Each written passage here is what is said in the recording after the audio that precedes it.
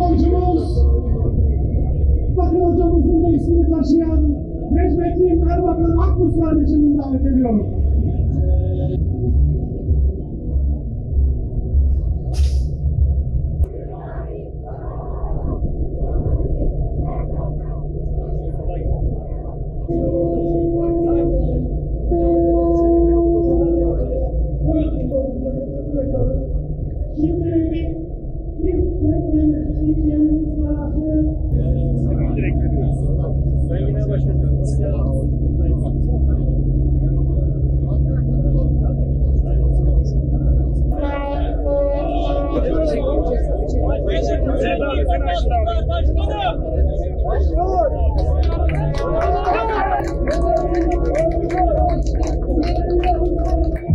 Türk Dağlar Partisi Hüdapar Genel Başkanı Sayın Zekeriya Yapıcıoğlu sizleri selamlıyorum.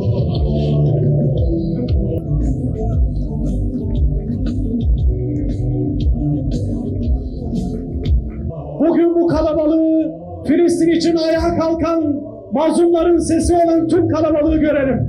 Olabildiğince tüm flamaları, tüm bayrakları indirelim.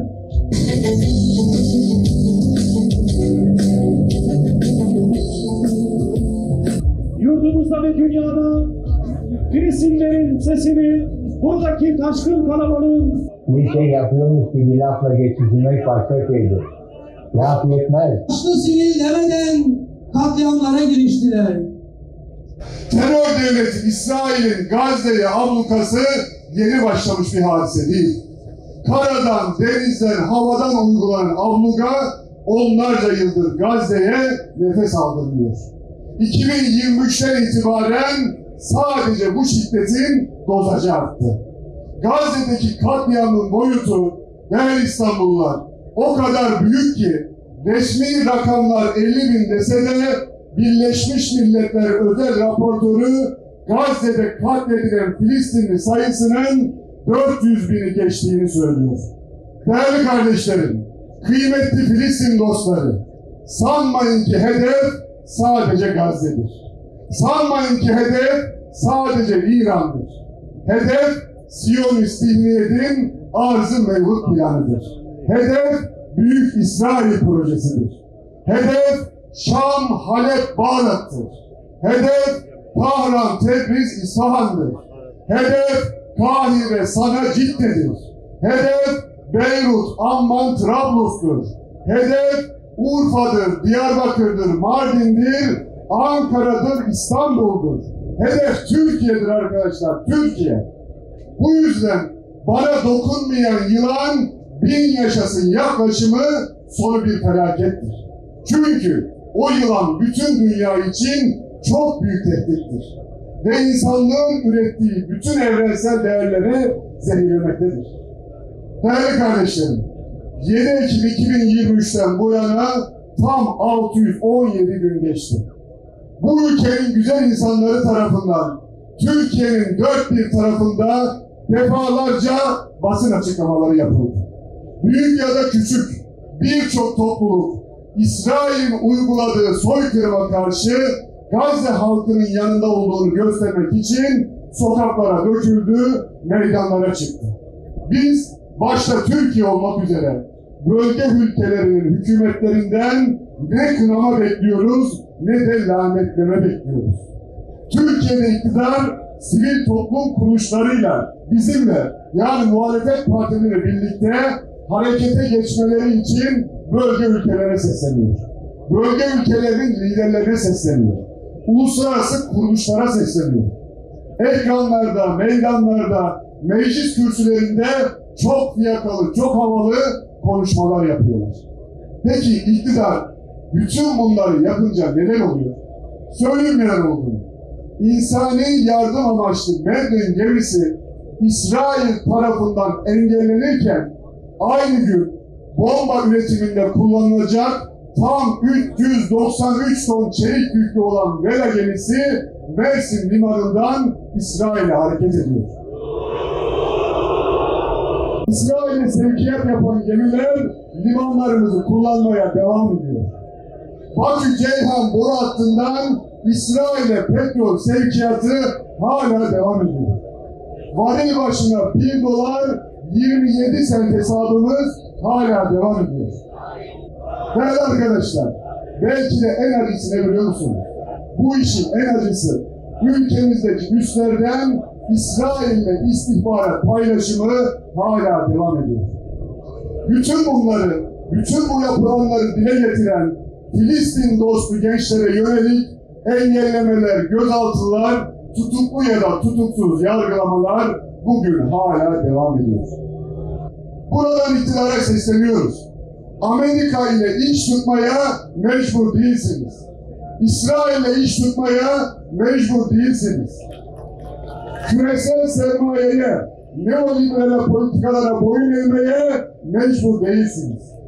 Siz haktan yana olun, adaletten yana olun, biz tüm gücümüzle yanınızda oluruz.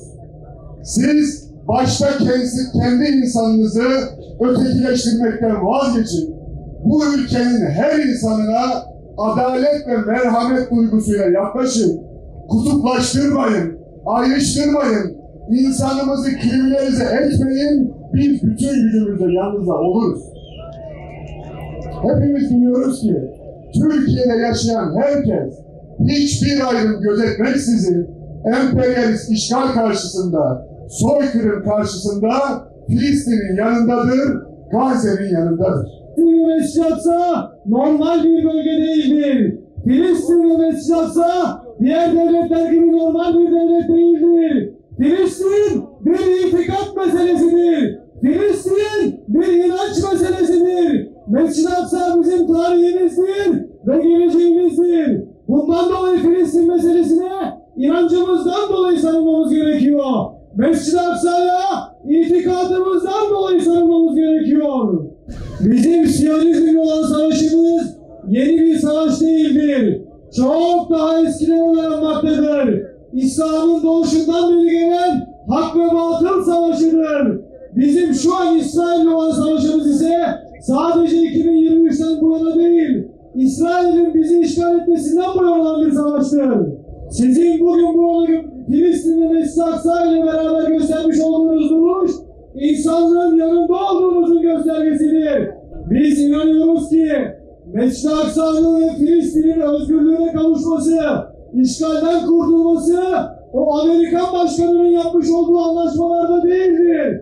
Biliyoruz ki Mescid-i Aksa'nın ve Filistin'in işgalden kurtulması, adam gibi olan, Allah'a inanmış, küçük de olsa bir toplumun elinden olacaktır. Burada önemli olan Allah'a sırtını dayayıp Allah yolunda cihad etmektir.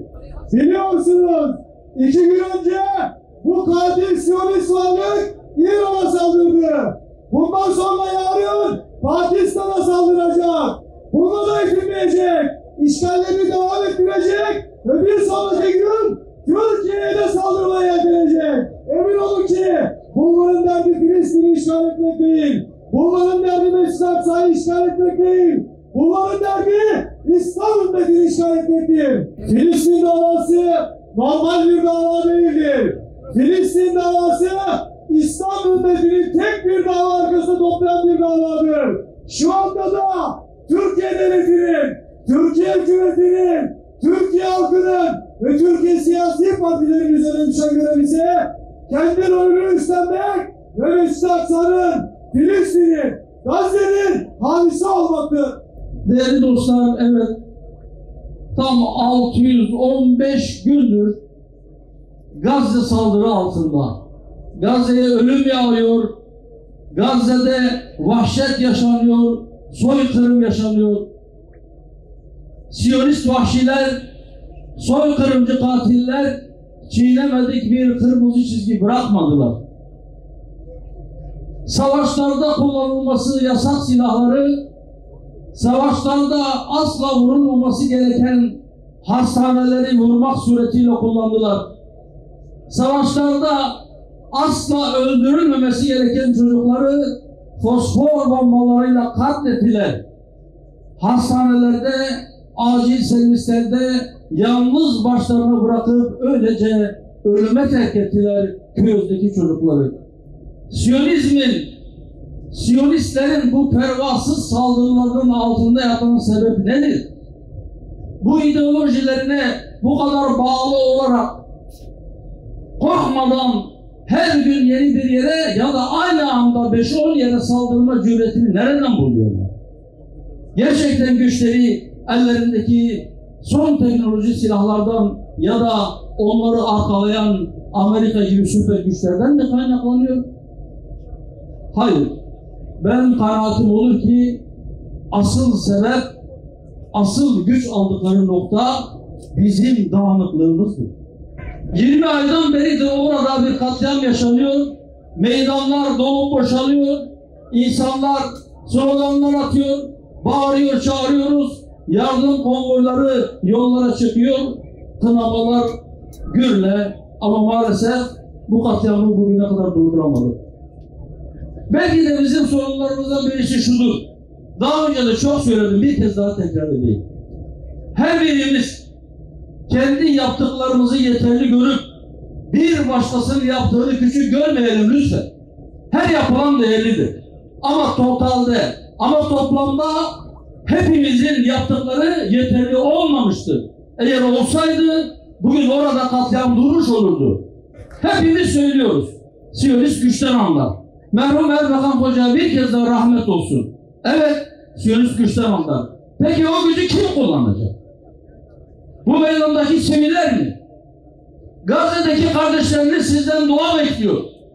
Ama İslam ülkelerinin ordularının oraya gitmesi bekliyor. Şimdi her birimiz birer kurbanlık koyunlar gibi sıranın bize gelmesini mi bekleyeceğiz? Yoksa güç birliği ederek bu tehdidi durdurmaya mı çalışacağız?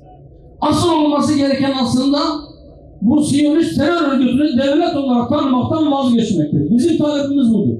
Ama diyoruz ki eğer bunu yapmıyorsanız veya yapamıyorsanız o zaman hiç olmazsa şu katliam devam ettiği müddetçe hava sahanızı kapatın. Limanlarınızı kapatın. Onların diplomat kılıklı o Siyonist katillerin sizin ülkenizde bulunanları deport edin. İstenmeyen adam ilan edin ve kendi elçiliklerinizi de kapatın, onları geri çağırın.